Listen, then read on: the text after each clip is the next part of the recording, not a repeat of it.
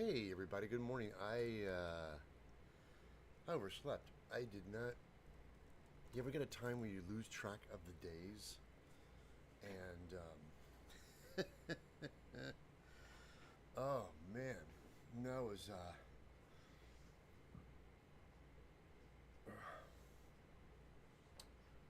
the curtain.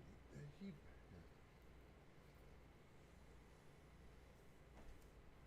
sorry, I'm trying to fix things. Hold on.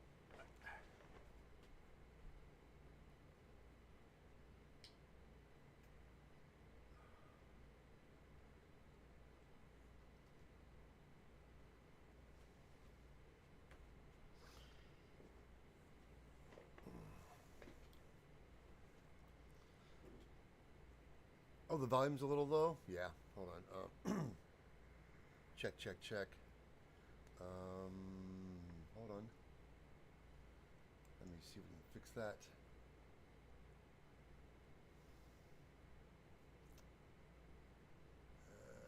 Let's go to.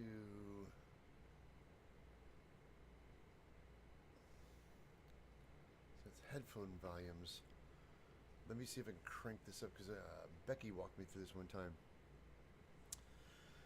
Whew, yeah, the setting in my computer. I got to go back and reset this here. Hold on,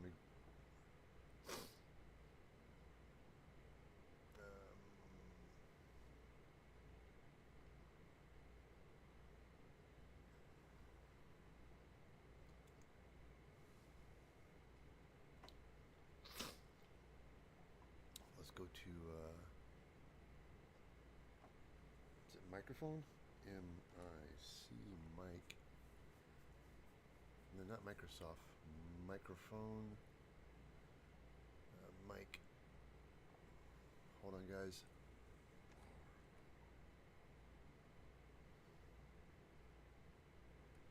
Microphone setup. There it is. Hold on, guys.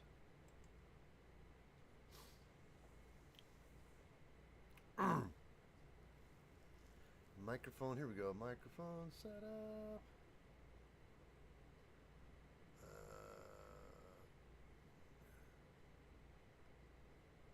Choose a microphone.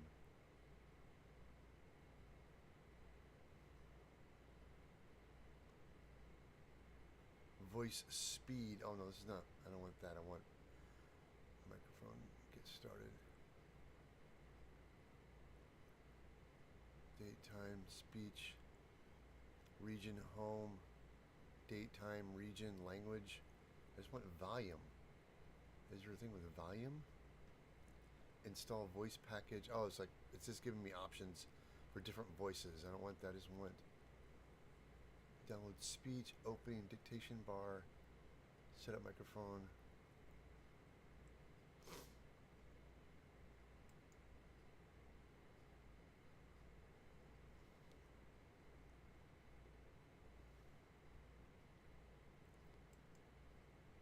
No, hold on. This microphone setting. Oh, let's go back. Hi guys, everybody. Good morning. I'm sorry, my microphone's a little. Hey Adam, Kevin, guys. I woke up a little late today. I'm doing. Becky showed me how to do this one time. I got to get into my computer and adjust the microphone. It's too quiet. So, it's a little low. That's because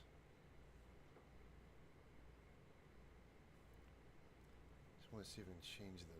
I did this once before.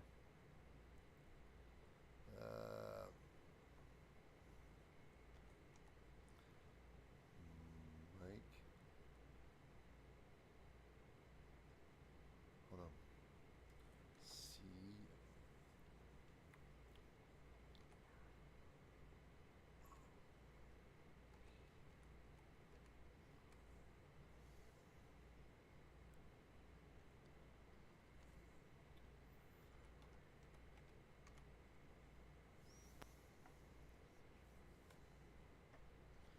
Microphone volume.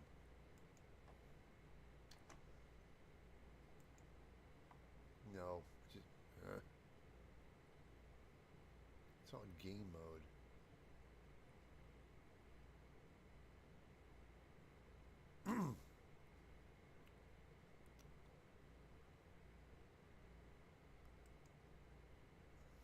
any different? I can't tell. No, hold on. Check, check, check. Check. Yeah, you're right. I mean, I can see it moving. It's pretty good, but it's not as high. It's not as high as I'd like it. So I'll mess with it later, guys. Sorry, I'm just going to talk louder because I don't know what I'm doing right now.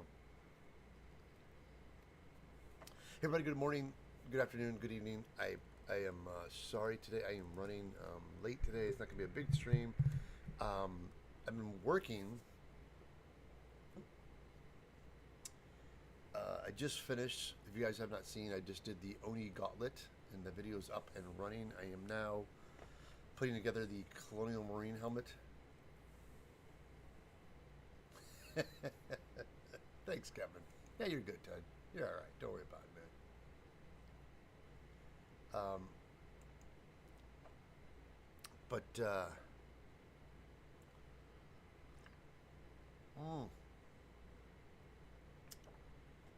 I totally forgot because I woke up. My wife goes, "Are you streaming today?" I'm like, "Oh crap, it's Sunday." I have this thing where I lose. Sometimes you ever get those weeks where you're just so busy that one day bleeds into the next and you don't know what day it is. And you're like, "What day?" And then oh man, I just lost all track of the day. So I had this plan, which I'll end up probably just doing it anyway, but not doing it live. Is that I'm making some basic videos. I know that Newt is much in our circle. I just did a live stream thing with my friend's her podcast about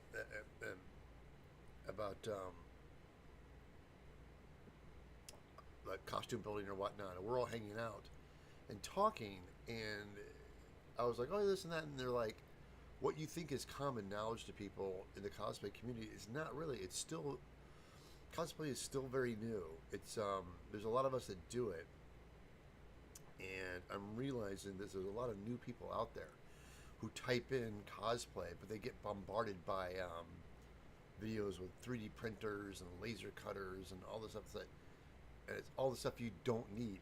I mean, it's definitely stuff you can help you, but when starting off, you don't need it, and it definitely gets you where you're part. It's like, I've done it with my hands for so long, and I still have my Inkscape program. I still need to learn. My problem is I just got to find time.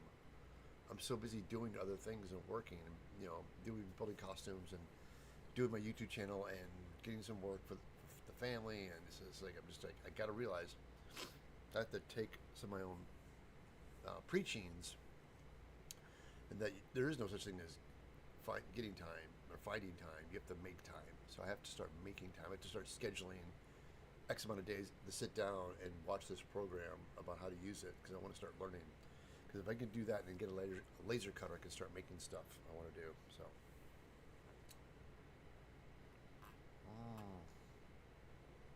So how's everybody out there? Does anybody want to?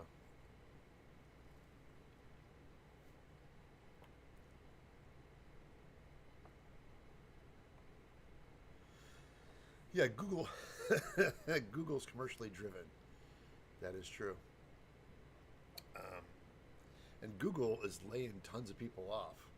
And yeah, it's just everything's so bad right now. People just like they already make way too much money, and then they're like, let's think of some ways to save money and firing people. It's like.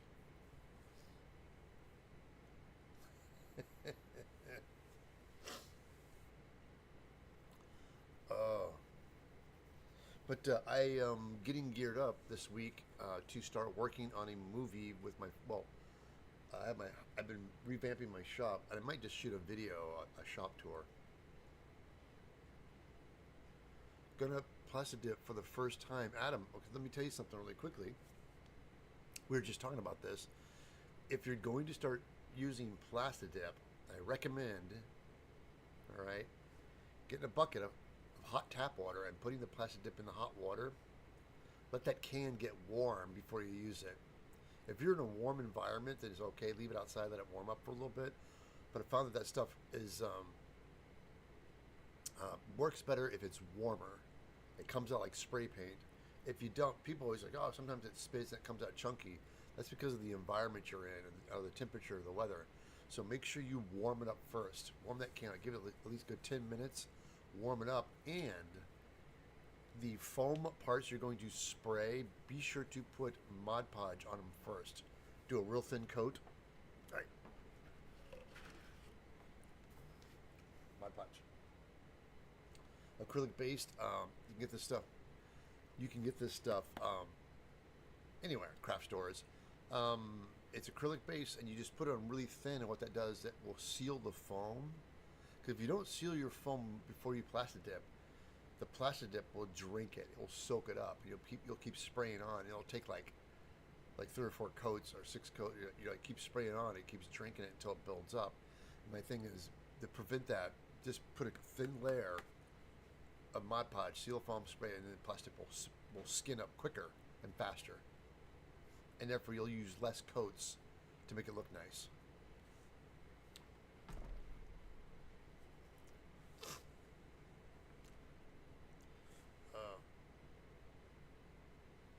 Oh, making a shredder helmet. Nice.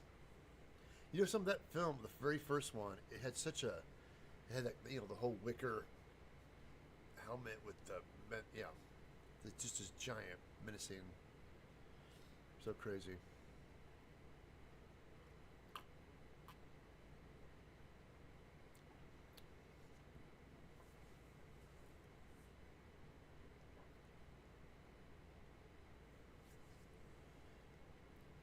He can seal too, correct? Yeah, no, yeah, heat sealing is good.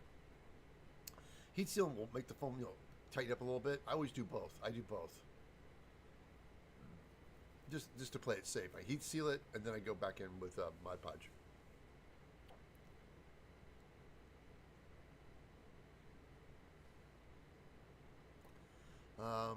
Thinking of making a back-bladed wolf, a fang prop out of foam. Man, make it all out of foam. Super cool. Logan says that's a super cool about the Plasti Dip. Yeah, it's when I first started off, I used rubber, but not everybody had access to it, or it was expensive. And I said, "Oh, I'll use some." I just started making videos, and I do Plasti Dip, and I realized using Plasti Dip on foam, you definitely want to. Because even when you're I do that with applying glue too. If you're putting glue on foam, if it's a brand new bottle and it's super thin, you have to probably do 2 coats because the first coat soaks in. So, oh, it's warm. Okay, good. Yeah, if it's warm, just leave it outside, let it warm up, and it comes out really nice. Moisture can be a thing too, especially if people live in Florida and you're trying to paint or do Plasti Dip in Florida. It's so humid. I don't know how people do it. You would never be able to get anything done.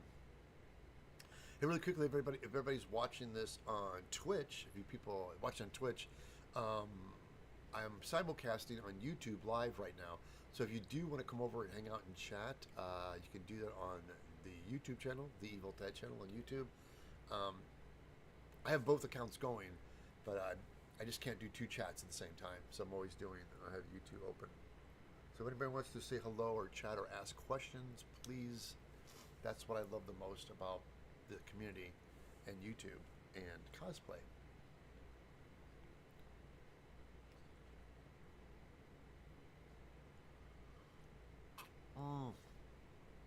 But I'm really excited. I've been doing my shop, and I was working on a friend's movie. I'm making some sci-fi pilot suits for this movie. So I started building them, and I have room now, and so I started making room, and I'm getting geared up because I have 2 films I'm doing. I'm doing that one. Yeah, it is. It's a big issue with Plasti Dip. You are correct. That's why I live in California. I stay where it's dry. Because I grew up, I was born and raised in the Midwest.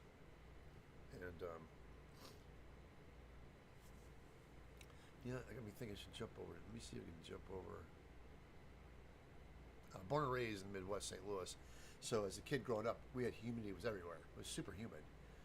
Every summer, just humid. And now, I moved to California, and finally work got out here. I'm like, oh my God, the weather's great out here. I moved out here for the work, and in the beginning, I used to get it a lot. but not so much anymore. But people used to come to me and ask me about working in the industry, and now I can tell people that it's heartbreaking, but I can't recommend it anymore to work in the industry. It's changed and it's sinking so bad right now. There's guys who are super talented, myself included, that spent years working in this industry, and there's just no work. There's no work. They're all just failing and fumbling, trying to figure out what they're doing. After painting a piece, it doesn't need to be sealed with something else. Well, Adam, it depends on what you're painting with. You can paint if you're painting with acrylic paints and stuff like that. Pretty good. Yeah. I'll tell you what. Let me grab my helmet as an example. Show you real quick. We'll be right back. Hold on.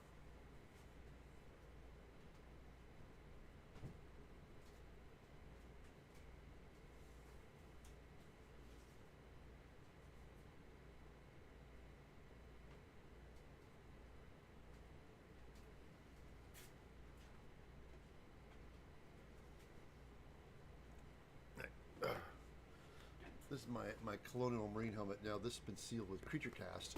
The smooth finish is that I sealed it with Creature Cast rubber. No, it was all sealed. I put I spray painted olive drab, this spray paint that was Krylon, the Krylon olive drab. I spray painted on top of that, and then I went back in with acrylic paints on top of that for the camouflage, and then I sealed the camouflage with a clear coat. I like to use Rust-Oleum, 2X Rust-Oleum. It has to be 2X. It's designed for plastics. So Rust-Oleum 2X clear. There's matte and there's gloss. And you just spray a clear coat on top of that. And then the reason I did that is I wanted to protect the paint job, because I'm going to take acrylic paint, like a blackish brown, and and then dirtied it up. That's why I did this. That's all the kind of dirty, muddy look on it. Then once that was done, I sealed it. I mean, granted, it sticks pretty well. Kevin, I keep forgetting I have super chat, guys. Thanks so much. Have you ever built something for a client that you stood back and said nope and rebuilt it? Yeah. It's not so much for a client, but on a job. When I'm working on jobs, I'll be in my shop. We're at the hand prop room, and I'd be building something, and we're rushing. Hey, there he is, Tony. Kevin, thank you so much again from Super Chat. Look at that little icon pops up. Is that because there's sometimes you know what's going to fly and what's not going to fly, and so then you're like working super fast to try to fix the problems and things. But there's I've made stuff. I made stuff for myself. If you're doing it with a client, then it's gonna take you might want to look. If they're waiting for it, then you might have to just stand back and say, "Oh, let's do." Because it's your work. It's your name. It's like you don't want. I try to explain it to people. There's people. There's a guy that was a photographer, and he wanted to work in big stuff, right? Wanted to be a photographer, and so I need a photographer for a shoot. He said, "Well, I'm a photographer. I'll help out," and I realized why he doesn't get the work, because he just wasn't. He didn't want to work hard. He didn't want to bump. He was like moaned and bitched and groaned, and I was like, dude, no wonder you don't work. In Texas, it's pretty humid, and have not enough of how. Oh, I didn't realize that was a problem until just now. Yeah, it's one of those things where you have to almost kind of like, when you're building stuff, you got to plan out like, okay, I'm gonna build this. You can do this stuff in the house, but when it comes to painting the ceiling, what are the days or the weather of the time I can do this? It's tough, and sometimes you have to like do a coat and then take a hair dryer. And again, people, I do this a lot. Like I'll paint something, and you might have to do it like you do a thin coat or something, and you're waiting for it to dry. Start putting some air on it, Heat, people always like using a heat gun, but I like using a hair dryer, just having moving air on it. But to try to avoid using the heat, you could use the heat on the hair dryer. Just back up a little bit. Don't let it, just get the air blow across it and move it, or just blow air on it. You can just because I painted things and then hit it with a hair dryer while I was outside, just to speed things up. So it does work.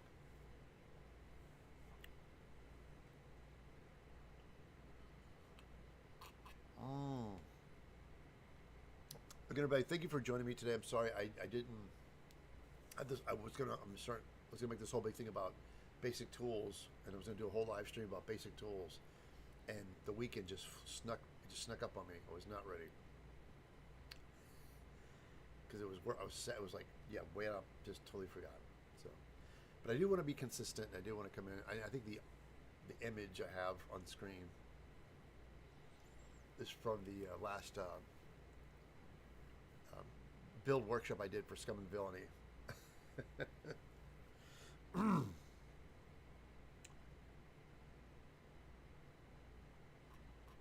Mm.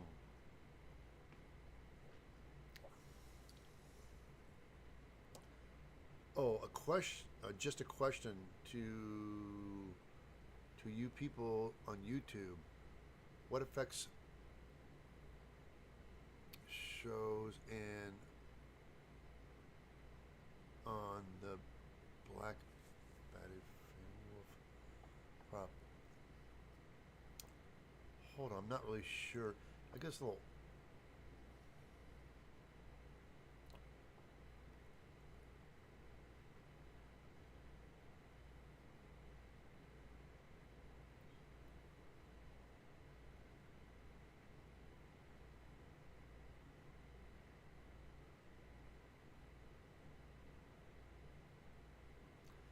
What effect to show? I don't know this character. I don't know the black batted wolf fang prop. That's the one thing here on uh, you can't throw images on chat.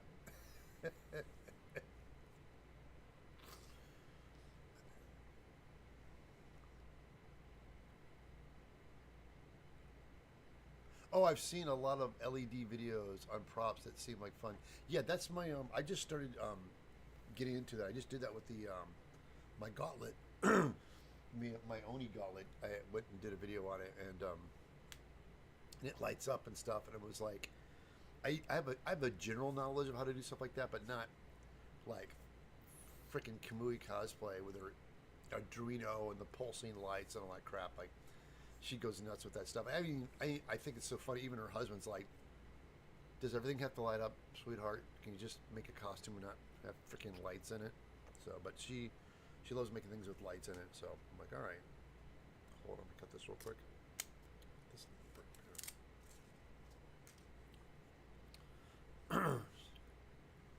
But yeah, the LEDs are things fun. As a matter of fact, for this movie thing I'm doing for my friend, they have these little, it's their pilot suits, and these little boxes on their chest, and I want to put lights and stuff in them. So they're gonna have the pilot suits with the lights and stuff. And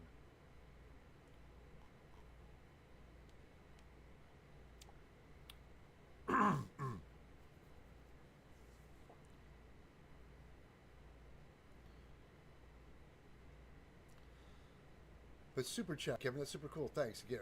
Thank you so much. That's so much fun. That people can donate and tip money. That's wonderful. After Plasti Dip being, it seems it needs to be fixed. Can you go back and quick seal on top? Yeah, you can. You could do Plasti Dip is kind of like once it dries, it becomes inert. Like it doesn't. Um, Plasti Dip will it will you let it dry, and then when you go back, if there's any imperfections and stuff, I use my favorite is Gap Filler.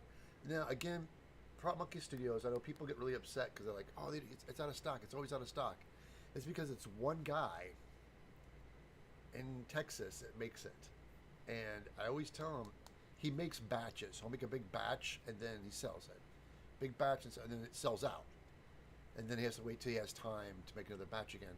And like, I just wish you would step it up and make it into a like It's such a great product. It's just that he does so much. He does so many other things.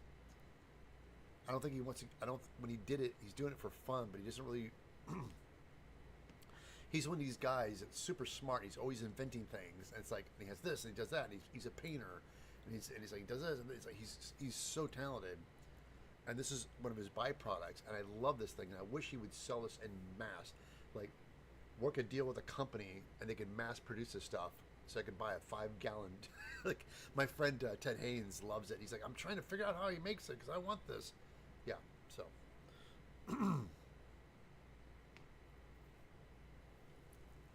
But yeah, it's great stuff. So,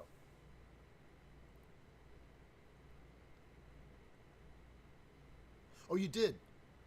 Yeah, Kelly. It's. I'm not kidding you. It's a lifesaver.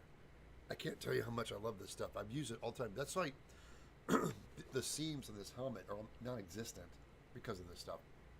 Now, don't get me wrong. I really focus on putting my seams when I glue everything together, make it really clean. But if there's little hairlines or pinholes or whatnot, I just white it on there, wet my finger, let it dry, and come back and sand it very lightly, and then it's all done. So I love that stuff.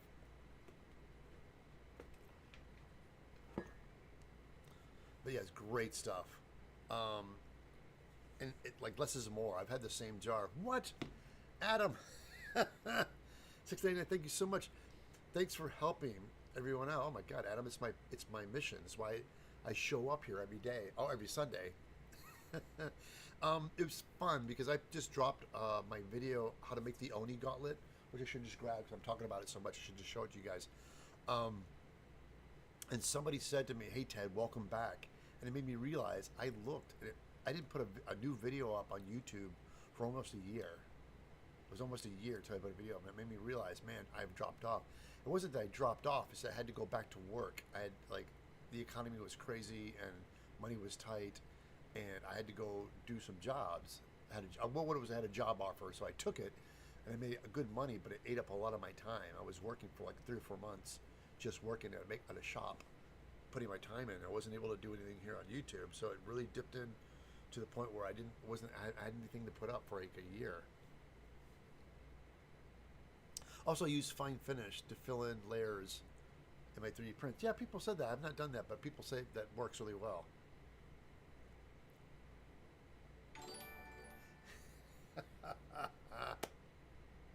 Thank you, because I see it here in chat first, Adam, and it has like a delay, and it kicks up and pops up during live stream. So thank you so much, guys. Thank you. It's really kind. I know it seems like a little, but it's a lot. Adds up over time. So again, anyways, thank you so much. Because this paddle, by the way, really quickly, I'm working on this video right now. I shot it live, and I'm cutting it so you guys can have this pattern. The Colonial Marine helmets from Alien. Yeah, I'm really happy how this guy turned out. So cool. And Steven has got his, he has the armor, so you can just do both.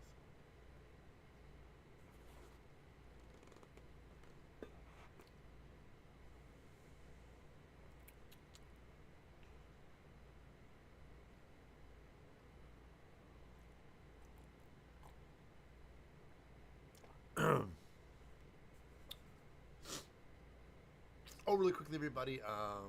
Eon Blade is the name of a film my friend is doing. He just did this Kickstarter, and he did a huge campaign for it. I just plugged and asked people and said, "Hey, man, I'm doing this movie,"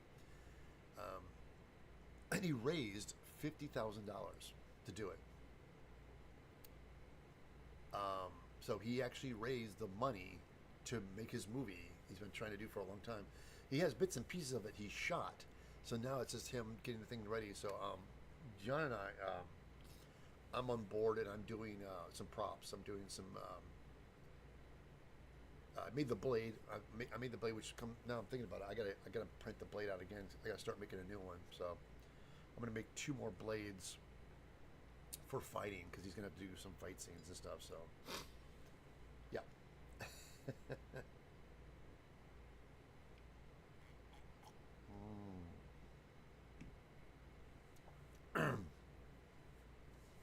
But yeah, again, I would throw pictures in chat if that would work like that. But Eon Blade, he just finished it, his Kickstarter, and we're excited. So he's coming today. We're gonna be able to hang out and barbecue and just talk about the movie and what we want to do and next, building. And because there's a thing is there's a film that him and I want to do together, and the script still needs a lot of work. And I'm so glad he did this movie, because we're gonna take this movie, learn from it, and then get this movie done and do another one.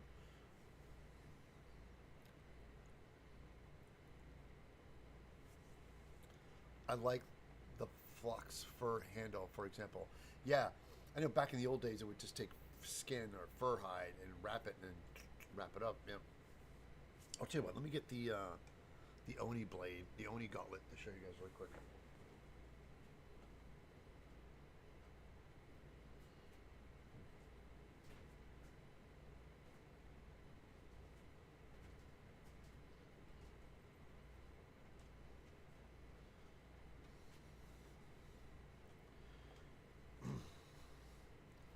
There it is.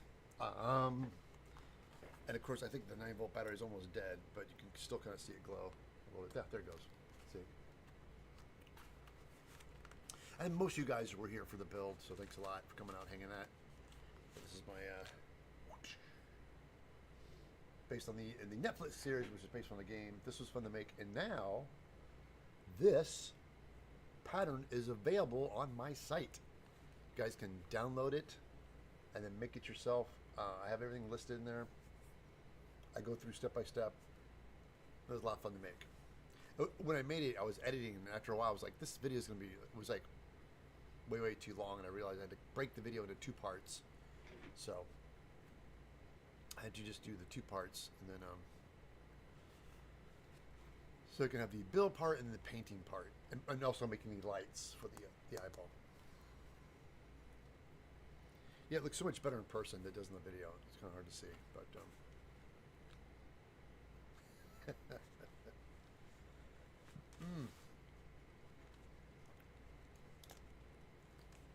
Is there any big conventions coming up, guys? Because I know that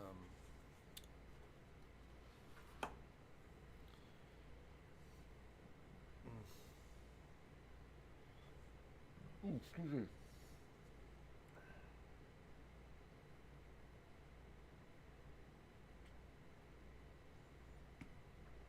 Oh, have you ever watched the movie Psycho Gorman? It's a low budget but effective. Reminds me of Sony Psycho Gorman.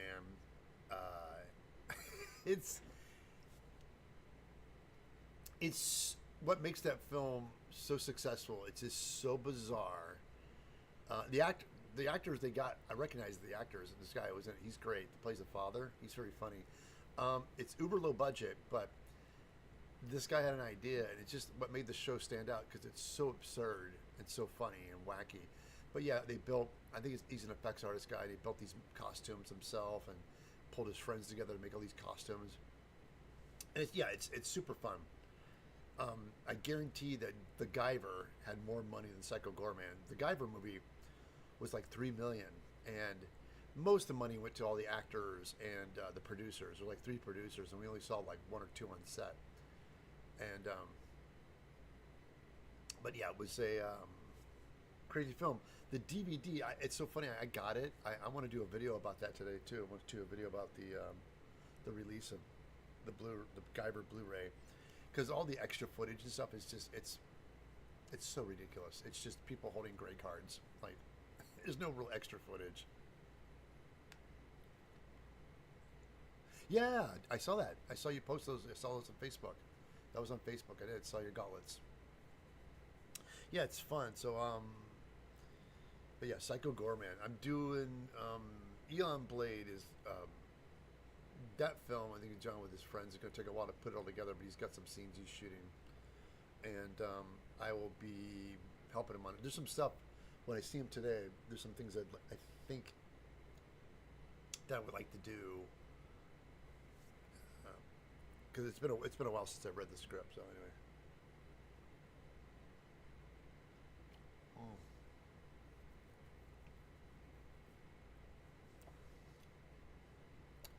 but guys, really quickly, does anybody have any questions or things you guys want to do about cosplay or making or building?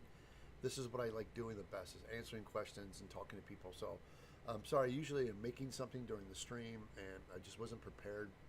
I lost track of the days and I apologize. But I do like being consistent and streaming every Sunday at 9 a.m. So that would be grand. If anybody has any questions, if anybody's new out there, man, wants to come and chat. Because I know how many, I can't see how many people are in chat. Let me see. I'm sure that, is there a way you can see how many people are in chat?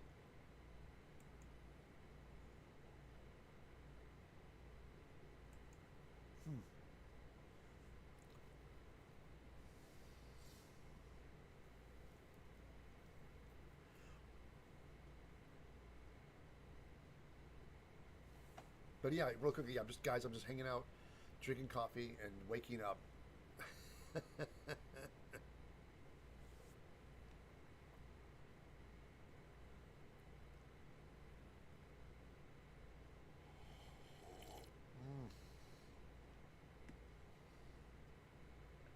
Hey, Neil, what's up? Good morning. Yeah, it's very chilled, Neil. I was gonna, I totally zoned out. Oh, here's no Logan. For a helmet I'm thinking I would heat seal, then quick seal the seams, then lightly sand, then Mod Podge, then Plasti Dip. Would you sand it after the Mod Podge at all? No. Once you like the Mod Podge is kind of like the finishing touch. You treat Mod Podge like you're painting. I always use Mod Podge as the last, like, it's that, then Plasti Dip. Because some people just use Mod Podge and then paint on top of that. Because, you know, it's like you're starting off as a youngster. You don't have time, you don't have access to the Plasti Dip. But, yeah, Mod Podge is more of a finishing thing. So you could, if something screws up, you see something, but I would, because it just clogs the sandpaper, I would just do that last.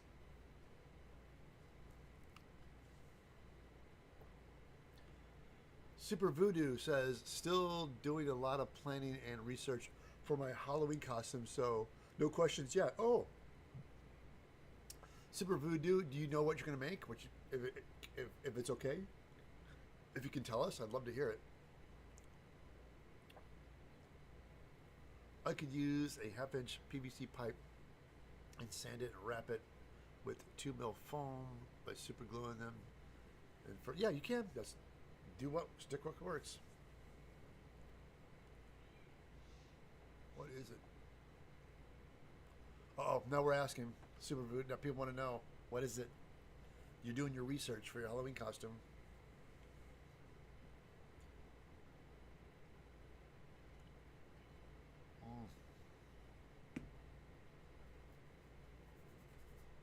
No, we're gonna wait. Yeah, I have my birthday coming up, August, and so I needed to start getting. I have a costume I want to do. I just gotta throw it together.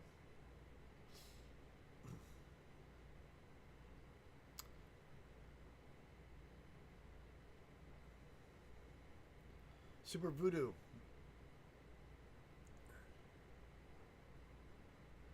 Yes, I have a birthday in August. August 13th is my birthday.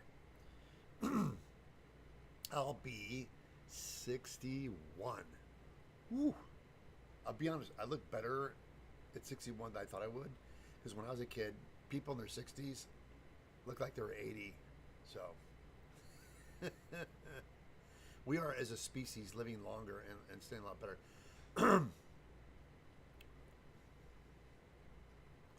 Would a foam brush or bristles for Mod Podge? Here's the thing with Mod Podge. You can put it on just really thin. I just use a big soft bristle brush. Let me show you real quick here. Let me show you what I got.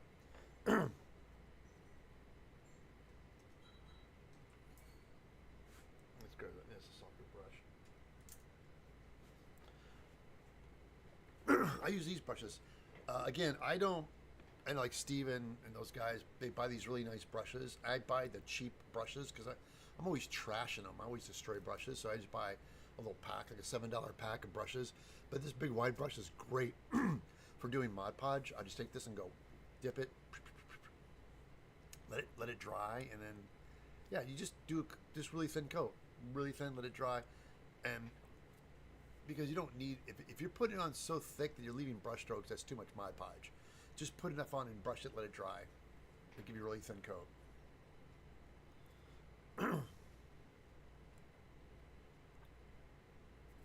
Planning on making a Mad Max version of a Yogi character, having fun seeing how I could translate different design elements into a real world. Oh, look at you, man! Yeah, sounds like you actually are developing a project. That sounds cool, man. That's the way to do it. Is take some. That's what I like. Is like taking some elements of things that you like and going from there, opposed to like following some particular character. Like, oh, I want to make this, and you're just obsessed over that one design, and you're trying to make it right. Where you borrow elements of what you like and make your own thing. That's super cool. I'm a big supporter of that because most of my costumes are things I kind of design myself. I'll see some things I like I did the Battle Sister, which I still need to do a photo shoot with her. I built it, but my friend Sabrina, she's hard to reach all the time, so I might just get another friend to throw the costume on them and take a picture of it because I have the costume, it's all done. I just have not done a nice photo shoot of her in the costume. So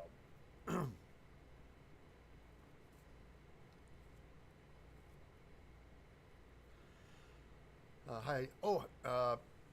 Bearded Cyborg says, "Hi Ted, so glad to catch the stream. I'm currently sanding down a Helldriver armor while I watch." Ooh, dude, it's so funny that people love that game, and I've seen the helmet and the designs everywhere. That game's really popular.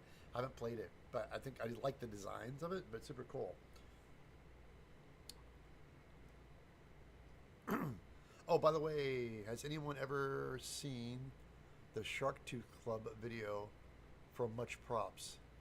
I got back backloaded Wolfang prop idea from it. Oh, yeah. By the way, Much Props. I love that guy. He did something I kicked myself in the butt for because he made a video on how to make a fusion core, power core from Fallout, and I always wanted one. And I'm like, oh, I want it. I'm like, oh, and I always wanted it, and the fusion cores. And I thought, well, and just when I watched him make it, thinking, why didn't I do that? Like, I should just made a video of me making it because I wanted it. But when I saw the complexities and stuff, but his approach to how he looked at it and saw it and just made it. It's just one thing I like about Much Props is that he has a real like go attitude. He's like, I'm gonna make this. I'm just gonna make this, and he just makes it, and he just kind of figures it out as he goes. And I'm always like, sometimes I stop and think too much about something because everything has to be perfect or super clean, and he just digs in, and he's not so much about perfection as about just getting it done. And when it's all done, you finish. You're like, oh crap, that's great.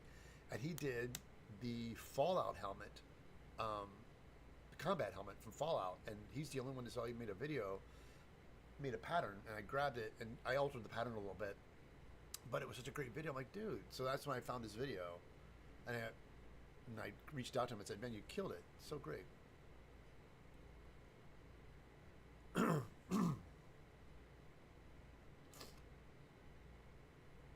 I'm putting finishing touches on an old Steve Wang vinyl kit paint job. Oh, which one? Which one of his kits, Neil? I had some Steve. I have some rubber mask of Steve. I still have some old rubber mask.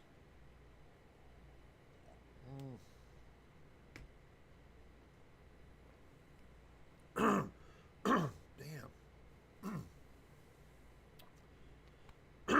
Sorry, guys. Went out last night to see my friend's girlfriend. It's a DJ, and she's really good. Oh, the Guild. That's it. Yeah, Steve's Guildman's great. There was so much talk about them, which I'm kind of glad they didn't do it because Universal has been big about remaking stuff, and they had this whole thing with Universal, the Dark Universe, and so they remade Dracula, and then they were remaking they made the Mummy with Tom Cruise, and that bombed. And the Wolfman didn't do as well, and they finally stopped and went, wait, this whole launching classic monster things is failing. So I think they realize that there's a fan base for it, but remaking the movies is not necessary. But they're really, trust me, as time goes on, they're going to try to remake. because they've been trying to remake Gilman for a long time. I had a lot of friends, and Steve Wang was approached, and I think John Carpenter was attached to it. This we're talking years ago, and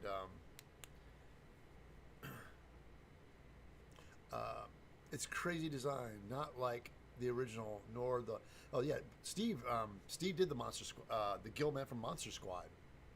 Steve made that, and that's what got the big buzz because the Gilman is a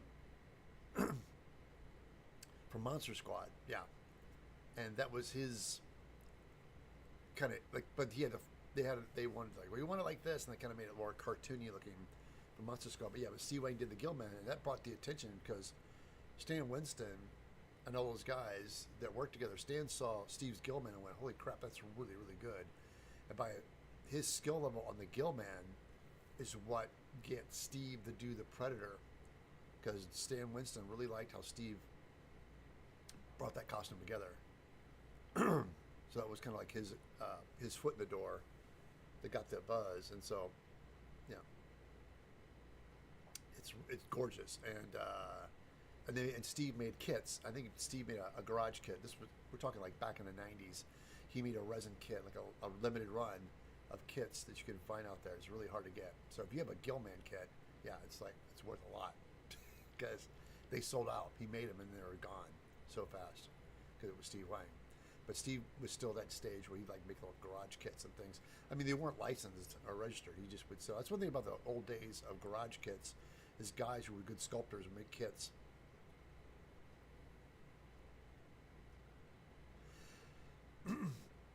Yeah, everything. He was a beautiful costume. But then there was talk about, and then Steve came back, so he did these designs of the Gilman. He wanted to make like more of a modern, take the original Gilman from the movie for the 50s and make it to like a more. But yeah, they don't need to remake it. They don't. So, because I think the premise is a little hard to sell these days because the original premise was from the 50s and these people are like in the jungle, some archaeology people, and also there's a fish man in the water who's evolved from hundreds of years. It's like,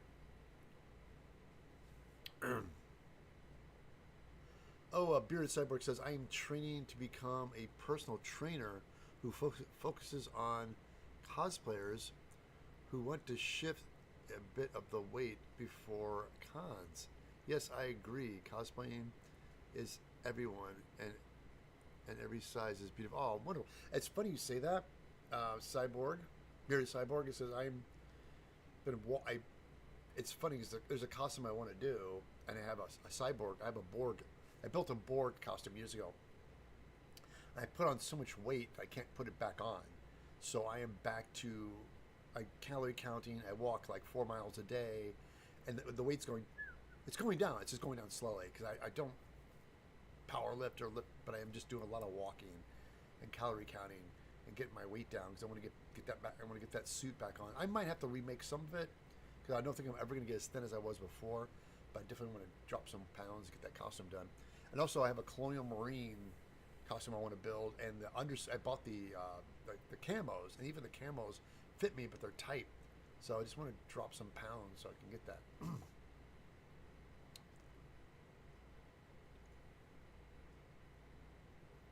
Healthy habits. Yeah, there you go. Yeah, that's what I've been doing. People don't realize, like, I put on like 5 pounds over COVID, and I got it all pretty after realizing what I was doing and got up. What it was is that people don't realize that when you eat, if you don't make your food at home, you go out. If you start eating fast food, what stopped me from eating fast food was just money, because I would do it out of laziness. But the calorie content and a fast food is like almost the calorie content for the entire day, and you got to be careful with that. If you eat twice a day at fast food, you're done. Just turns into, yeah. I'm sorry, we're going off. Sorry, we're getting off topic. Let's get back to cosplay. Sorry.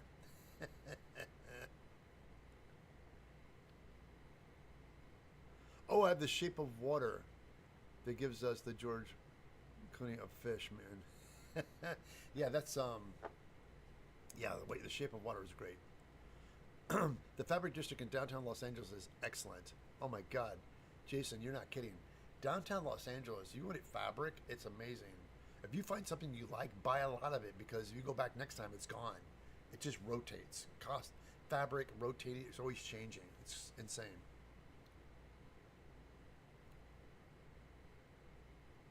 Yeah, I have some fur. I still kept. I bought some fur.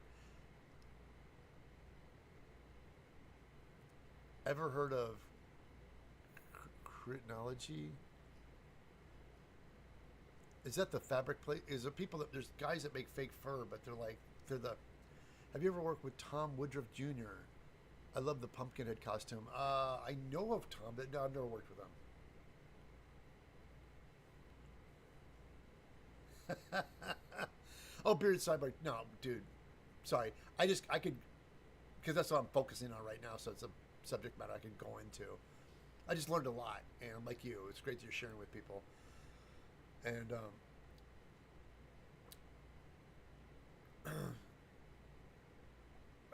the new Hellboy is coming. You know, here's the thing with Kevin. It's that I'm trying to hold my, because it's like in this.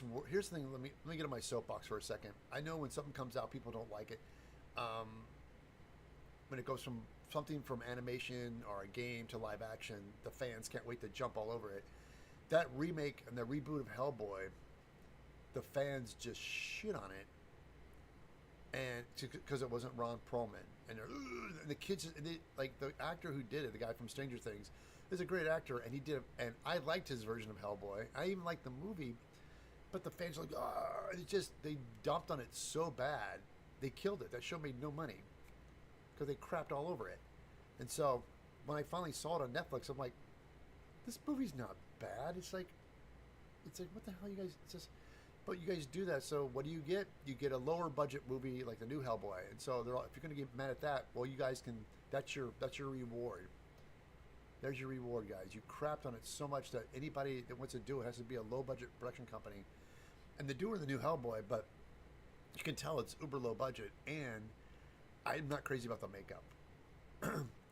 I'm sure they wanted to make it more like the comic book and streamline things down, but yeah, not digging the. I'm not digging the new makeup. I'm still going to watch the show. It might be good. I'm going to practice what I preach. I'm not going to crap on the show. It might be a good version of the show, but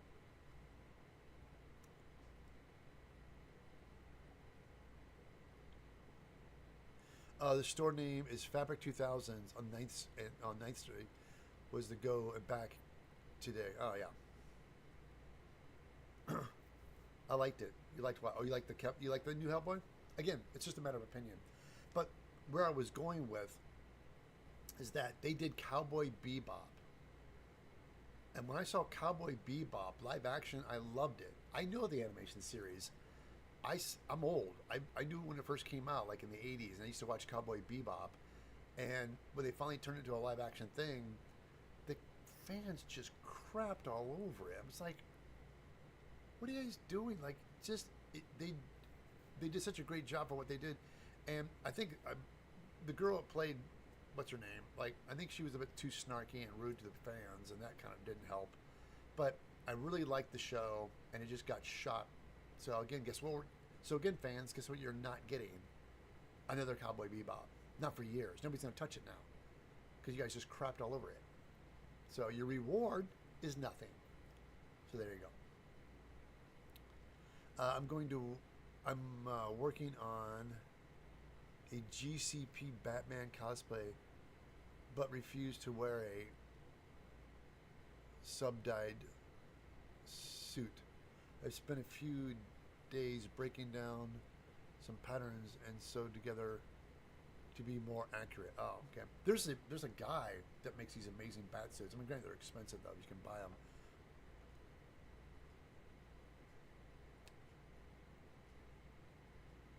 Yeah, fur is messy.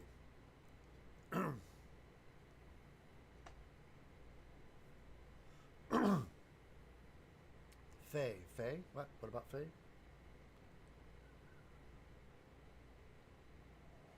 Mm. No, but I just like Cowboy Bebop. I like the show, I like the animation, and I like the live action. And it just, people killed it. And they did, again, I was so blown away with the Avatar, The Last of the Airbenders. And they did The Last of the Airbenders, the Netflix series, was such Cowboy Bebop. Yeah, I know, I love it. With the Airbender, Last of the Airbender, they took that show,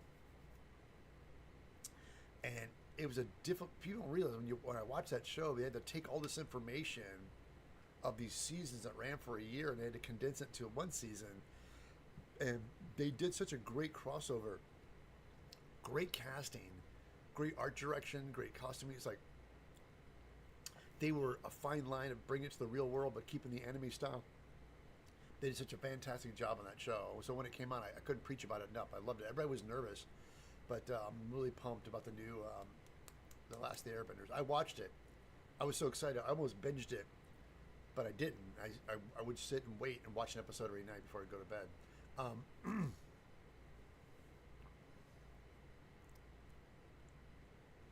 Oh yeah, you need a vacuum cleaner. Yeah, doing anything in foam. I vacuum all the time.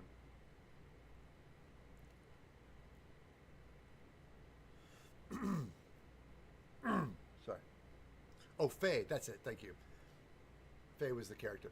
Yeah, I'm sure she had her business manager or her agent get on the phone and scream at her and go, "Take that goddamn thing down."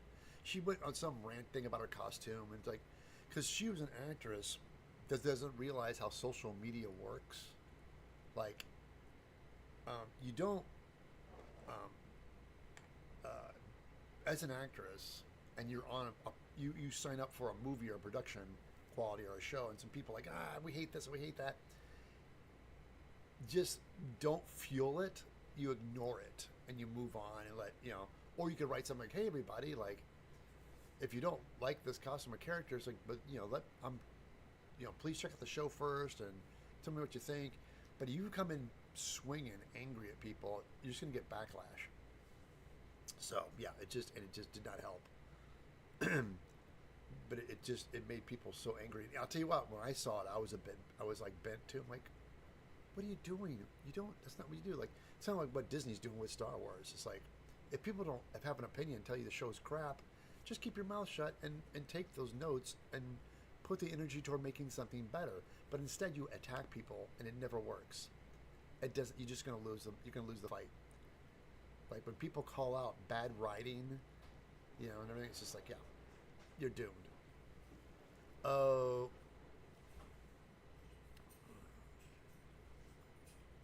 Most transfer patterns to the back and cut there, you end up with short hairs, and among the edge, cutting from top gives you. Oh, you guys talking about cutting the fur? Yeah, there's I have a pair of clippers I bought just for foam work, little short-handed electric clippers for cutting fur and stuff like that. Most transfer patterns, the black and cut and semen. Oh, what's your favorite Batman suit? Batman Begins. Batman Begins is Clooney. Okay, guys, it's not Clooney. It's Val Kilmer. Val Kilmer was the first one to adorn the bat nipples, and that was Joel Schumacher. Joel Schumacher was the director, and he wanted those because it's Joel Schumacher. I know people are like, oh, him being gay had nothing to do with it. Like, yeah, it did. It's he wanted nipples. He was the one that wanted nipples in the costume, and it was this huge backlash. People are like, why is? So yeah, it was George Clooney, and they took the Clooney suits, and they threw them on Val Kilmer later. I'm sorry, they took. God damn, no, you got me doing it. It's Val Kilmer. They took the Val Kilmer suits and put them on Clooney, but they were Val Kilmer was the first ones. That was Batman Returns, or not Batman. That's not Batman Returns. Batman Forever. That's what it was. Batman Forever. It was like the electrical light parade. It was so ridiculous.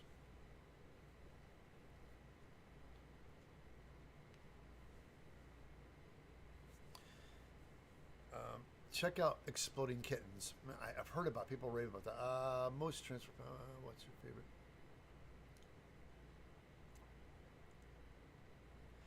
Dude, there's so many variations of Batman Begins. Yeah, I like there's sort of great Batman. I like that. Um, Christian Bale, like those bat suits, they just evolved and they made them more. But they wanted to make it. They wanted to bring Batman more to the real world. They did a great job with it. I still am a fan of the Michael Keaton bat suit. I like because it had a little bit of the comic book element to it. It was all black with the yellow bat thing. It stood out. I really liked it. It was good.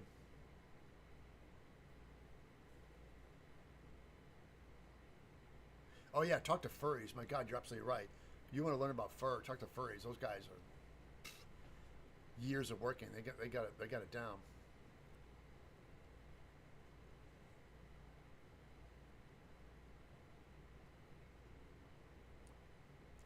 The Batman Beyond. Did somebody make a Batman Beyond suit?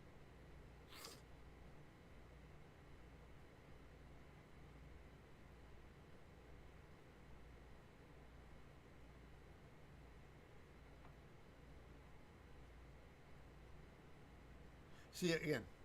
Understand Beard Cyborg because I worked on it. I worked on Batman. I was working for Batman Forever. We were doing the Batmobile, and the thing was ridiculous. It was the Batmobile with the ribs like on the outside of the car, and it had neon light inside the ribs to light up the engine.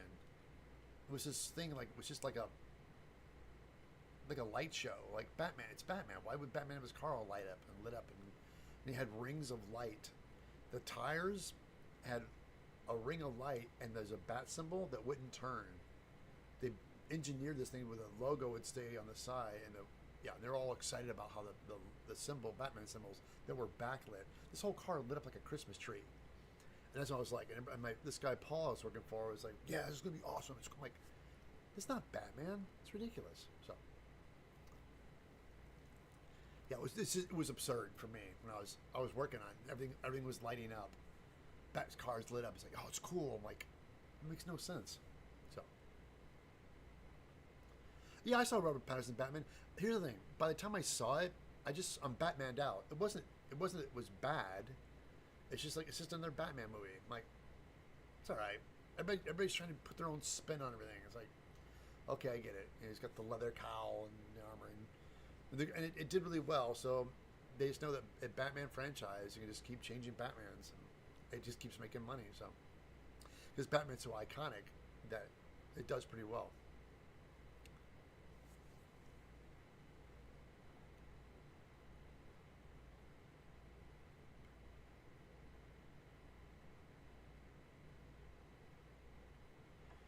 Uh, did a theatrical mask for the effects back in the day, probably best known for the production of the Fantastic Four, Mr. Fox.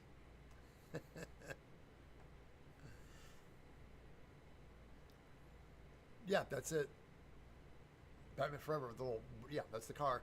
It was the company that worked with called TFX, Transportation Effects, and they used to work for General Motors doing concept cars, and they started doing cars for movies.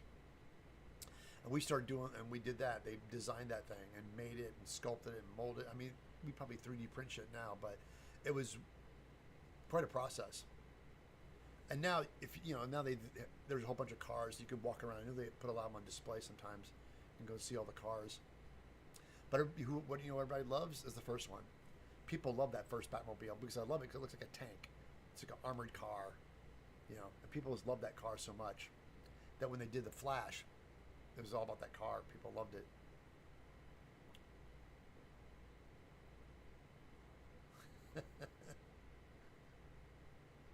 I'm focused on Deadpool and Wolverine movie that's going. Oh yeah, you know what it is? I call that the what's that Marvel Jesus? I think it even says in the trailer, but that Deadpool is the Marvel Jesus because that's the only thing that's going to say Marvel right now. People are done. They've had so many big budget Marvel flops in a row, and I know that Deadpool didn't spend nearly as much money as they do on these Marvel movies. And that's Ryan Reynolds. That's just his control, and he had to fight tooth and nail to get this show done. I don't. And after this one, I don't know if they're going to make another. I mean, we'll see how well they'll want.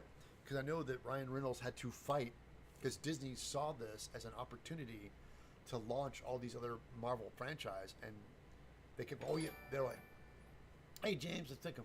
Welcome. Thank you so much. Just subscribe, please. Subscribe. Also, guys, please, if you guys are watching this on Twitch, we have chat open here on YouTube. If you want to come over and chat, we can. Come on over. But anyway, Disney wanted to say, "Oh, we want this character," and Ryan Reynolds was like, "Dude, stop! You're gonna screw up my movie by trying to throw in these other IP characters so you can launch them into the movie down the road. And he's like, no, don't. You could screw up this movie. And, well, we're Disney. And he's like, yeah. And he just fought him tooth and nail. Everything he wanted to do, it's like Ryan Reynolds has a pretty good track record with success for Deadpool. He knows what the fans are going to like. It's like, don't, like, and Disney was fighting tooth and nail with him. But I think he finally got what he wanted, because this has to do really well for Disney, because they're sinking. They are sinking. That Acolyte is freaking horrible. That I'm not going to turn it into a crap talker right now, but it's just that I don't even want. It's so bad. I don't even want to get into it. But anyway, so that's the only pop-up friend that got our love Ryan Reynolds. Yeah, they're smart. They're buddies, and they just made this movie together. Reminds me of a friend of mine imports specialty cars and makes them to look like movie cars. I cosplay Jim Gordon a lot. He wants me to promote as Jim Gordon. Jim Gordon, what's that from? What character? What is that from? Indeed. Came from Twitch. Oh, thanks. James, thanks for coming. Yeah, I know people, I keep telling people, if you're on Twitch and you're chatting, I don't see it. I'm sorry. So please, if you want to come and jump in chat, jump over here on YouTube.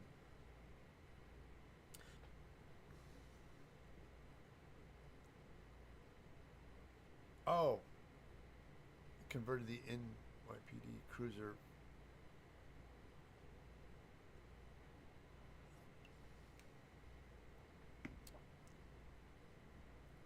Cruiser from the GCDP car.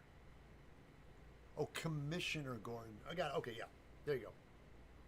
I was like, what? That shows you how long it's been since I've seen Batman. Yeah, there's I know that the Ghostbusters hearse thing, those cars got bought up. People have been buying those, and just like even the DeLoreans, most of them got picked up, and people are just turning them into Back to the Future cars. Old cabs make great cop cars. There was a movie I worked on, a TV pilot. That it was one of those things where I saw it and went, "This is cool," but I don't see the show being a success. And it didn't. They made it, shot it. I don't think it never aired. It was called Fastlane or something. It was about an alien, like a car. It's like a robot car, an alien car, and these kids get in it. It flies and does all this stupid stuff. Anyway, the company I worked for, transportation, built the car, and it's super cool. And I have pictures of it somewhere. And when I finally got pictures, I'm looking at this thing going, and they made it, and it never made it. Never made pilot. They made a pilot and it never aired. So all this money, just millions of dollars dumped on something. All it takes is one producer to go, I don't get it. And that's how they do television, people. Well, that's all gone now. But back in the days when I worked in the 80s and 90s, they would dump monies into something and then they would air it or make it. And if one producer went, I don't like it, the higher up guy who was not involved in the making of the show at all, and then he finally sees it and goes, I don't like it. Like, well, dude, where were you when you were developing the concept of making the show before people dumped $2 million or $3 million into a show, and then goes to series and you just pull a plug on it because you don't get it? Like, so yeah, there's tons of shows like that that all got killed. Do you use hot glue for detail on foam seams to work? No, I never. Hot glue is. Some people do. I use no, but I do not. No, I've never used hot glue to mad seams and stuff. Not saying you can't. I personally have not done that.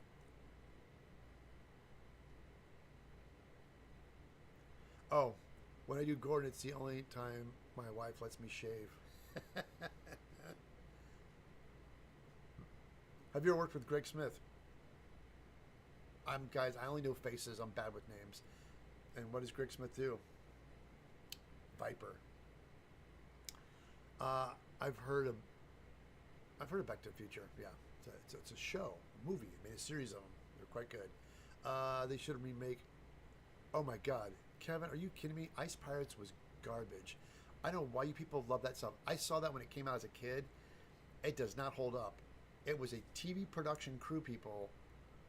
that just shot a movie like in a couple of weeks. It's like it's such a low budget, goofy. I know people love that movie. That thing does not hold up. It is garbage. When I was a kid, again, I was much much older than you, so I'm 61. So when that thing came out, there was just all everybody jumped on because Star Wars was big. So everybody was trying to crank out sci-fi movies. Ice Pirates is just this low budget. They took stuff from TV shows and sets you could recognize, just terrible. And they passed off as a comedy because they knew they couldn't try to pass off as real. So yeah, just costumes from other shows. They just all thrown together. Yeah, I hate that show. I think it's terrible. Remake it. You should burn the original. It's terrible.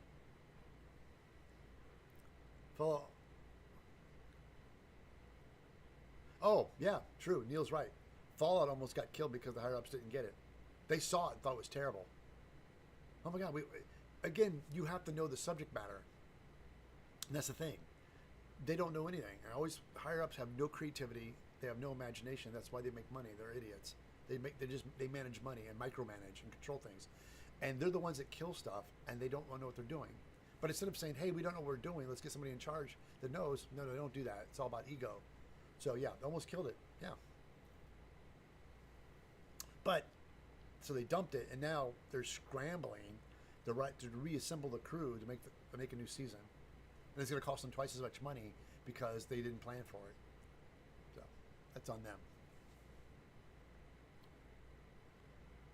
I like the show House MD. I heard it was different in development. In the show House. Never watched it. Just remember the worm. Yeah, also space harpies and all that stuff. Have you ever done or looked into silicone molding styles, like people making molds using silicones and crafts? Logan, I did it for years. I did it for 15 years at the prop house. That's all I did was make silicone molds forever. And it's expensive and it's a process and it's time consuming. But we did that in the prop house because we have to make multiples. When you work at a prop house and you're making stuff for TV shows and movies, you have to mold it. So you'll make a gun or a prop. And mostly we did tons of cop shows. So if you have Berettas or Glocks or any kind of standard firearm for policemen, we'd get a gun, a real one, and we would have them on file. We did it so much that we had guns on file. But all of a sudden, if somebody needed a new gun, or we had a new show, and there was a modern gun, we'd take the gun, mold it, and pop it out, and then we'd make a gang mold. Like, we mold the gun and make a box up and then pour in urethane, it'd kick off rubber. So we make tons and tons and tons of rubber guns, and so all the cops could have guns in their holsters. So the only gun you need that's real for the actors are close up, and those are stunt guns or hero guns or blank guns. But everybody else in the back end had rubber guns and holsters, and that's all we did. And it's exhausting, and the silicone's expensive. And so once I got out of the prop house, I didn't want to mold anything. So what I do is I thought, hey, you don't need to make a silicone mold of a prop for yourself because you're just making one or two. Make it by hand, make it out of foam, seal it, boom, you're done. It's super inexpensive, doesn't cost a fortune, and you're making it for yourself. If you're in production and you want to open a prop house, then sure, learn how to mold and do silicone. But silicone's hundreds of dollars, and sometimes it gets in the thousands. We would get these giant gallons of drums, and silicone's far more expensive than it was when I started. So it is expensive, people. So if you want to get into mold, that's cool. And the only reason I say you want to get into silicone if you're going to start mass producing stuff. That's the only reason. Too expensive. So, but you can watch Bill Duran and those guys. He does all videos on silicone molds. If you want to get into that stuff, go to Punish Props. Punish Props Academy on YouTube.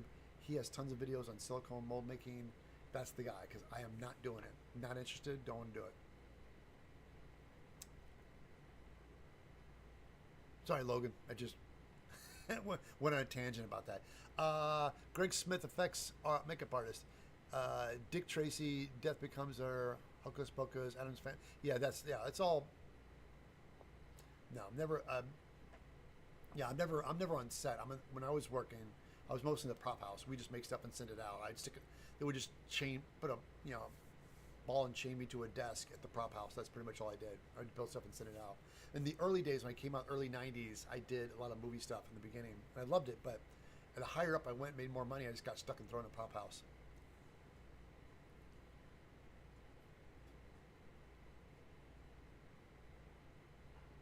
That's true. Yeah, you definitely get it. It's great for small things, but small details and things, it's fine. But if you're making big props, I don't recommend it. I was on the heels of Roger Corman. Roger Corman reused James Cameron's and things from Battle. Oh yeah, when you watch Space Pirates, that's all it is. It's just Roger Corman sets. Yeah, left over from Battle Beyond the Stars.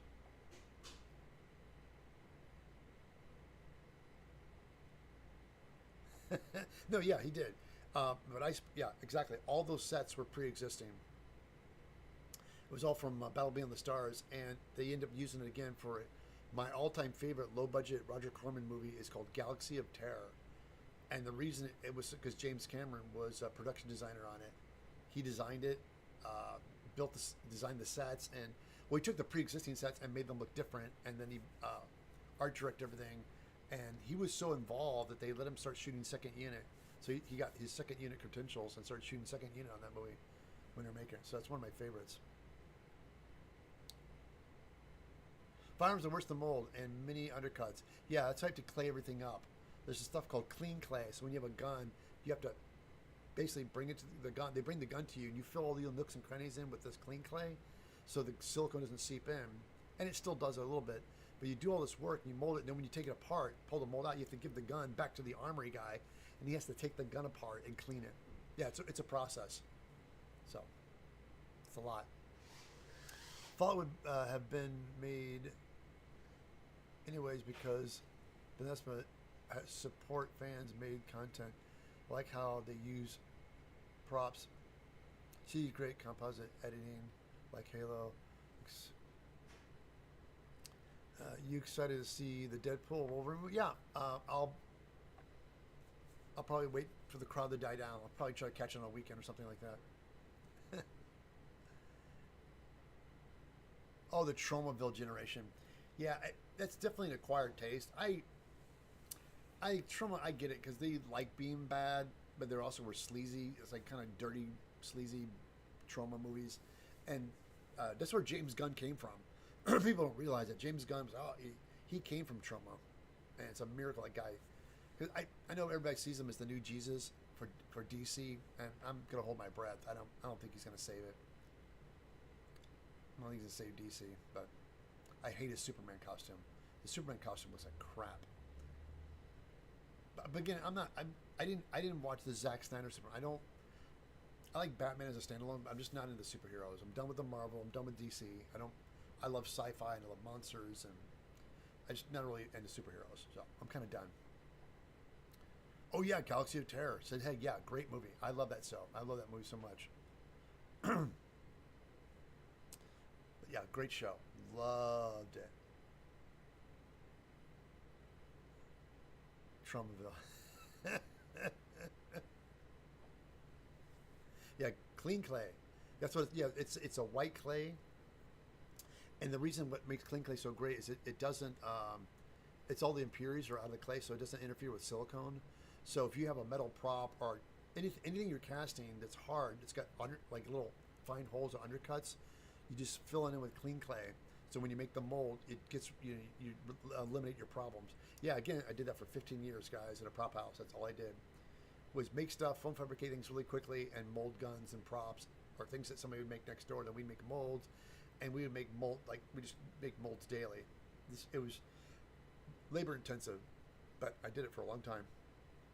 That's why when I stopped doing it, I don't do it on my streams, and I don't do videos on it because I'm not into it. I like making stuff. I like making one-offs and getting people in it. So, but again, there's plenty of videos out there. Bill Duran's done that a lot, so he's the guy to follow and check it out because he is definitely the man to talk to and watch videos on when it comes to mold making.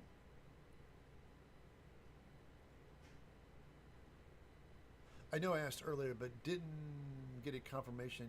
So sent you Jim Gordon with a Batman. Oh, on Instagram. Oh, I'm sorry. I don't have my phone in front of me. Sorry.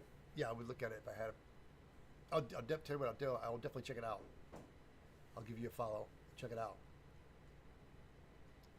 Oh, Yep is gone. All right, check it, man. Thanks for coming by and hanging out today, guys. So everything's kind of it's just kind of a talking today because I had some things planned, but didn't really plan because it snuck up on me. I lost track of the days, and if it wasn't for my wife, I wouldn't be here. She's like, "Oh, you gonna stream today?" I'm like, "What? Sunday." So I totally forgot. What airbrush would you recommend for a newbie that is a Pache airbrush? And what I'd recommend, Kevin, is going to eviltedsmith.com. Go to my website and go to my supplies. And if you want to buy one, go through my links. And by going through my links, I get a little bit of kickback for me telling you about it. So that's my treat to you is you buy it through and I get kickback. But yeah, go to my website, eviltedsmith.com, and go to my supply list. And that Pache airbrush, I love those things because I've had it for years, and they're really simple to work with. Not a lot of moving parts. It's not double action. It's just you press, put paint. You can adjust the, yeah. Definitely, but Pache is my airbrush. I love that thing. I've had it for years. Wed sculpting clay is great. Water-based clay, detail clay for Plasti. Yes, wet clay is Wed, which represents Wed for Walt Disney, because that clay was designed for Walt Disney. It's water-based clay with glycerin. It's a little bit of elements and glycerin added to the clay, so when you work with it, you can take it when it's really, really wet and shape it out and then let it set and it gets firm. You can go back and add detail. Yeah, it was made for Disney because the Imagineering team at Disney, when they'd sculpt characters and stuff for sets and things, they were having a problem with the water-based clay just drying and cracking. So they had somebody design clay for them and became an industry standard. And so everybody loved that clay and they made it available to the public. And so that's where wet clay came from, is from Walt Disney. You know, groundbreaking stuff back then.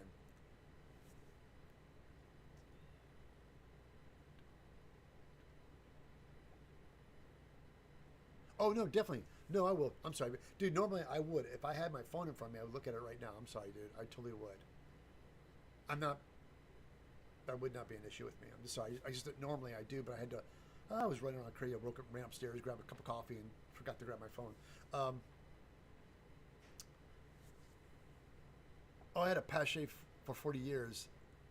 Second unrecommended. Yeah, it's like you can spray anything through them. It's like I've taken like acrylic paint and thinned it down and sprayed. But when you're done, you do have to clean them. It's just good to get a little cleaning tools. I have a little airbrush cleaner, and it vibrates it's like a little, and you put dump a bunch of alcohol or some soapy solution, hot solution, hot water, and it vibrates and breaks the stuff up, and you go back a little brush and clean it all up and put it back together. So it's good. I get lazy sometimes, and so I'll keep using until eventually it stops working, so I have to take it apart and clean it. But it's definitely a great airbrush to have. Named after Walt Disney. Yeah, isn't that crazy? Wed clay. Wed as in Walt and Walt Disney. Yeah.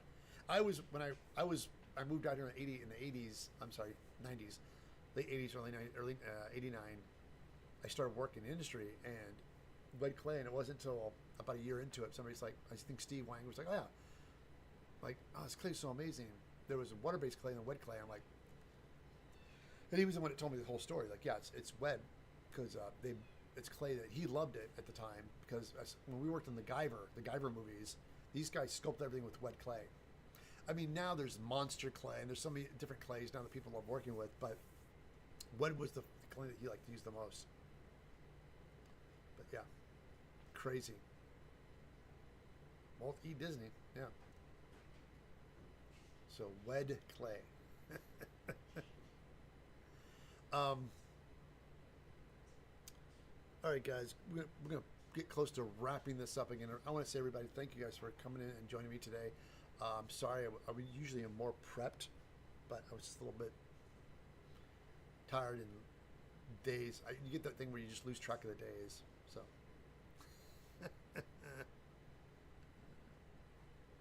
hey, Boom Boom, what's up, man? Haven't seen you in ages. Really quickly, everybody.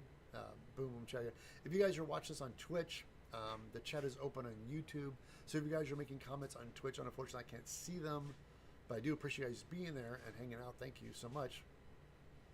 Yeah, it's kind of a chill day today. I've been working, getting ready for doing some stuff. Boom Boom is scaring off Ted. No, Neil's not scaring. Nobody's scaring me off, guys. It's almost 11 o'clock. I always stream for 2 hours at least. But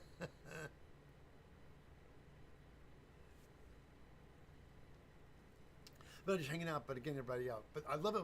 Again, guys coming in Beard Cyborg with all those questions. I love it. I love people asking me questions and asking stories because I can talk for hours. Ted, have you ever needed animatronics or a prop? I would love to. Jason, oh my God, yes, I do. I ever need animatronics props. I would love back in. Yeah, Jason, what I want to do, I'm working on I'm making an alien head, and I want to eventually make an alien costume, more like a James Cameron aliens, and I want to do a really simple mouth mechanism for my mouth, instead of making it mechanical. I just want to do like a real simple engineering thing. And I would love to get some ideas, bounce off you.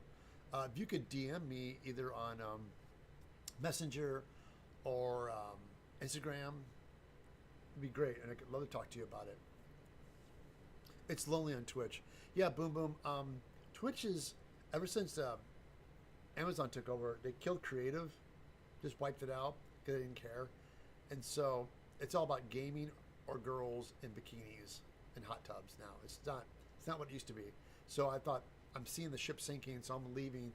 I still have my account. I still keep it going. I'll still come in and talk to my friends. I visit people on Twitch. But if I'm going to stream and broadcast live every week, I'm doing it here on YouTube. I'm in Pasadena.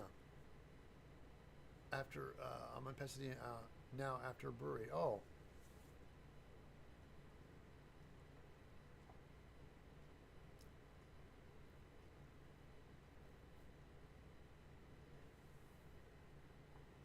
Yeah, I'll tell you what, Jason. Yeah, we'll definitely talk. Because I was about to reach out to some people. Like, how would I do this? Like, I'm building a costume, and I want to keep it simple. I want to make it's more of a costume, less of an effect. I always tell people, like, people get nuts and like build something like it's going to be for like a costume for a movie or effect. I'm always like, no, it's a costume. It's going to have a moving part in it. You want to keep it lightweight, simple. Therefore, the less complicated, the less likely it's going to break. Because when you work on movie sets, you can add a lot of complication things to it, but you have to have it ready for in case something breaks on set. You have to be able to fix it quickly.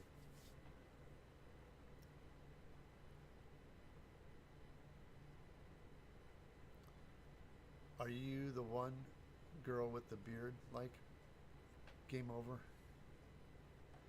What's that? Boom boom. Hey, before the stream's in, will you ever do a meet at UK cons? I will be an honor to meet you. I hate traveling, dude. Trust me. Here's how it works. I always tell people this, that I love going to conventions, but I don't go. They reach out to me. So if you have a convention, Bearded Cyborg, you want me to come out, let them know that you want me, because the days of me traveling to a convention by myself, that's not usually when you see me at a convention. How that works is cons that like, hey, we want to bring a maker, or we want to bring somebody. Conventions usually ask people, hey, who would you like to see this year? I mean, because they always do the typical, they bring out tons of actors, movie actors, or voice actors, or TV shows, and anime voice actors are really big too. They bring those people out because they're popular, and they draw it. Conventions don't know anything about makers. They don't know about us. The only people that know about us makers are fellow makers. So you as a maker, if you want to see me at a convention, you gotta let the conventions know as a maker you want to see me. They don't know who I am. Cons don't know. Cons don't know the ability to create. Again, if you're an attractive female cosplayer, they know about you because those girls draw big people. You know, like the Jessica Negris, the Allison Tabithas. They're big and they sell tickets and they have a huge following. So they understand if you bring them to a convention, people will buy tickets to see them. And so I'm in that echelon, but I'm more of the creative. I'm less of a cosplayer. I'm more of a maker. So makers want to meet me. Makers need to let the convention know that they want me there. That's just how it works. Sorry, I don't have that choice. I used to try to go after people. I learned really quickly. Last year, I was like, this is it. I'm going to be proactive. I'm going to get myself out there. So I found out really quickly, Peter, my assistant, and I started writing all these conventions, and the conventions are set up to where you don't call us, we'll call you. It was next to impossible to find out who to talk to or who you have to, who to send the email to. All the websites are set up to where you can't contact anybody. They contact you. So I just gave up. I'm tired of chasing cons down. So if you want me, let them know, because I'm just going to stay home, make content, and put videos up. That's what I'm going to do. I like conventions. I like meeting people. I like meeting makers and engaging with them. But it's like pulling tooth and nail. Like it's so hard to get people to bring you. It's ridiculous. So I've stopped pushing for it. I'm just going to say, if you guys want me, then they'll get me.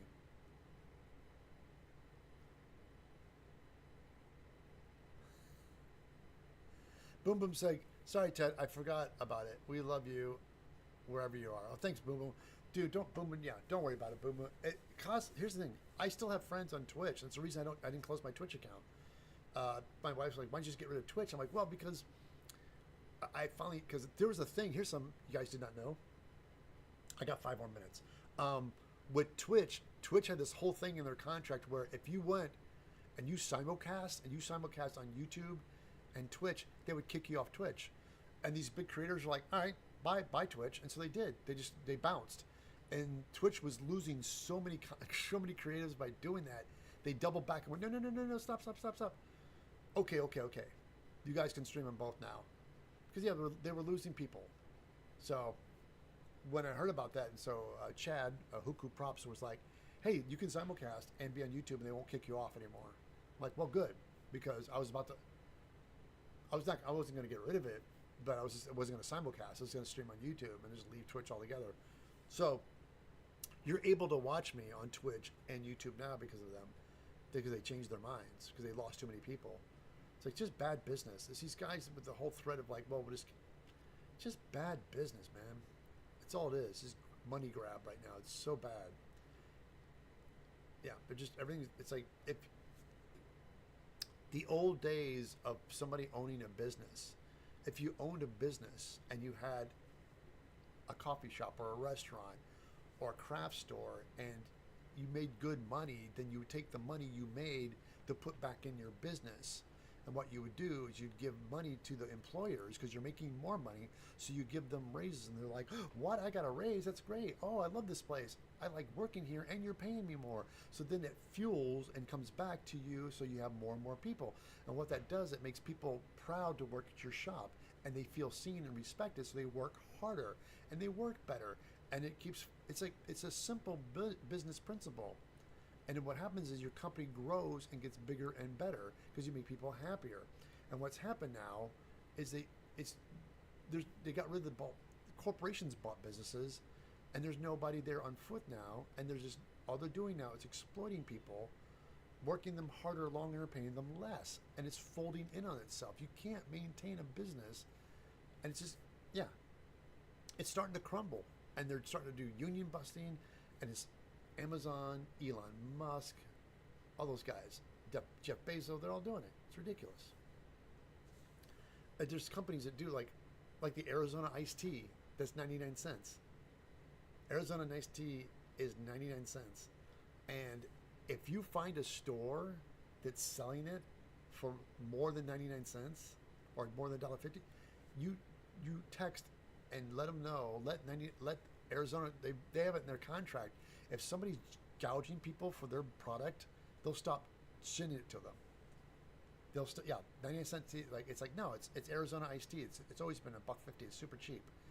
And they said if you charge more than that, so there's been stores that charge more than that, and if they find out about it, they'll cut off shipping it to them. Yeah, that's the corporate model. It's terrible. And it's I digress. I know. Anyway, guys, I'm getting myself worked up. But I'm just trying to say it's just a weird mentality where And I find the cons, the bigger cons, do the same thing in the sense of like, they, oh, here's a big convention, so when you get all the voice actors and see movies, and then another convention pop up, it's the same thing. They just keep bringing the same crap from one convention to another convention. After one, like going, what makes the con different is bringing creative people. It's the people that go to conventions, the people that dress up, and where they learn to dress up is from people like me and Bill Duran and SKS Props and Kamui Cosplay, like, and they just don't bring us. I mean, they definitely bring Kamui and Jessica Negri and those guys like that, but it's like, but people like makers myself. It was when I first started, I was all over the place. I was going to Germany. I never got to UK. I've been to Germany like 3 or 4 times. I love Germany. I want to go back. We were trying to, I was trying to bring out for a convention. Florida brought me out, but again, they have Florida. Here's the thing with Florida. Florida's got a ton of amazing cosplayers that live in Florida, so they don't have to fly them out. So when they do a convention, it's kind of a hard deal to get out there because they already got tons of cosplayers. Same thing with LA. I live in LA. They've got tons of like pretty cosplayers, and they don't bring me out because it's like we already got our same group of people. And it turns out most of these cons don't pay them. They just give them a free table, and like I'm like, what? That's not payment. You can't do that. Like, but again, it's like, it's just weird. And the people that do that don't understand that you're not helping us. You're making it bad. When you show up to a table, they're giving you for free. Like, I understand. Like, but although I do say, I love Anime Los Angeles. Anime Los Angeles is my local con. These guys take care of me. I love these guys so great.